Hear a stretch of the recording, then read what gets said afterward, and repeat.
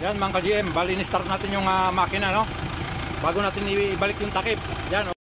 Yan mga ka-GM, ito sa Mitsubishi L200. Bali magpapalit tayo ng ano. Ito timing belt, isang maliit saka isang malaki sa Mitsubishi L200, no? Tapos ito tensioner bearing, yung hydraulic tensioner, tapos yung kanyang idler bearing dito. Yan, tapos ito yung mga papalitan natin, no? Ito yung mga luma. Yan po. At kung makikita ninyo, yung kanyang belt ay palitin na talaga kasi nagkaroon na siya ng marking sa gilid-gilid. Medyo ano na siya.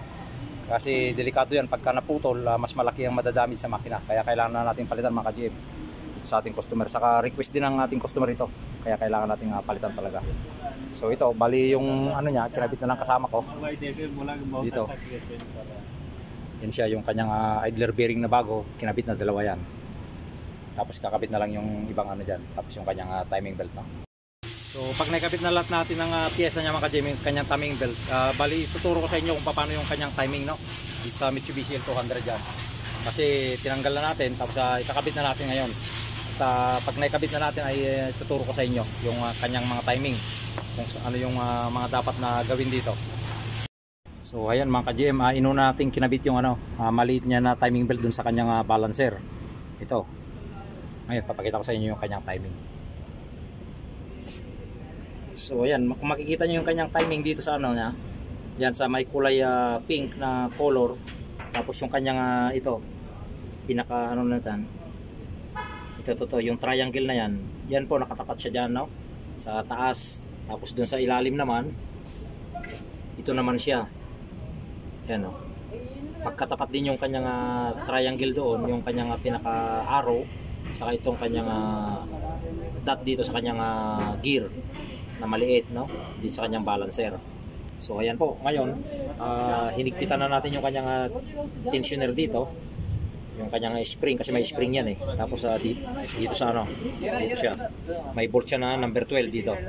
Kailangan higpitan natin yan. So magkatapat yan. Ikinabit na natin ngayon yung maliit na timing belt nya, tapos susunod na naman yung malaki, no? So ayan yung malaking belt nya dito sa gawing unahan. Kasi panloob yung maliit eh. Dalawa kasi ang timing belt nito. Isang maliit sa isang malaki. So ayan po. At patuloy nyo pong panoorin at ituturo ko sa inyo pag nakabit natin yung malaki. Kasama din sa kanyang camshaft, no? Ito yung kanyang camshaft. May timing siya dyan. Saka yun. Doon sa backplate. Kailangan magkatapat yan. So ayan po, no? So ito po mga ka-GM, no? Bali na ikabit na po yung kanyang timing belt na malaki. Ito sa ano niya. Ito yung kanyang timing dito sa camshaft, no? Ito. Makikita niyo yung guhit diyan sa camshaft gear, tapos yung kanyang backplate. Yun, nilagyan natin ng kulay pula. Tapos ito sa crankshaft. Sa crankshaft niya sa ilalim. Ayun. Kung makikita niyo yung dot niya doon, yung sa kanyang pulley. Tapos doon sa kanyang arrow. Arrow yun. Kailangan magkatapat siya mga ka-GM, no? Yun, makikita niyo dyan. Yan, yung kanyang dot, tapos yung kanyang arrow. Tapos dun sa kanyang injection pump. Dito naman, bali tatlo lang siya pag sa timing belt niya na malaki. Medyo mahirap maanahan. Ito sa injection pump niya. Yan yung guhit niya dyan. Yan, kung makikita niyo yung kanyang guhit. Ito, sa guhit niya dito. Saka dun sa kanyang backplate. Kailangan magkatapat din siya mga ka-GM, no? Sa kanyang injection pump ito, sa high pressure pump. Itong malaking belt, bali tatlo lang yan. Tatlo lang yung timing niya dito sa injection pump, camshaft dito sa taas, tapos sa crankshaft niya sa ilalim, no? Yan, sa crankshaft sa ilalim. Yun. Bago natin i-release itong kanyang pin dito sa kanyang tensioner, no? Sa hydraulic tensioner, bago natin release, kailangan naka-timing na siya. So yan po. At siguraduhin lang po natin, ang pinalitan po natin dyan yung idler bearing na tatlo, tapos yung kanyang dito sa kanyang tensioner bearing, tapos yung sa maliit yung kanyang tensioner bearing dun sa loob.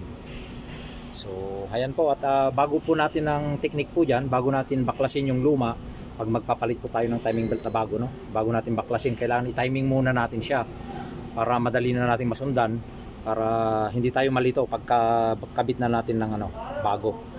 So ganun lang po yung timing yan, yung ito sa L200 na Mitsubishi. Yan siya. So yun po yung technique, no. Bago tayo magbaklas, kailangan na i-set up na natin sa timing. Top dead center, hindi na natin kailangan magbukas ng valve cover, hindi na kailangan kasi makikita na natin dito yung timing cover niya lang dito sa harapan, yung plastic na cover niya rito ang tatanggalin para makita natin yung timing niya. So ayan po, at sana nagkaroon kayo ng idea dito sa video kong ito, at like and share po yung ating mga videos, no, at para maraming magkaroon ng idea at dagdag kaalaman na rin, lalo sa mga baguhan mekaniko gustong matuto. Yan po, at marami po tayong video dyan sa ating YouTube channel, ganoon din sa ating Facebook page. Like and share po yung ating mga video. Maraming salamat po.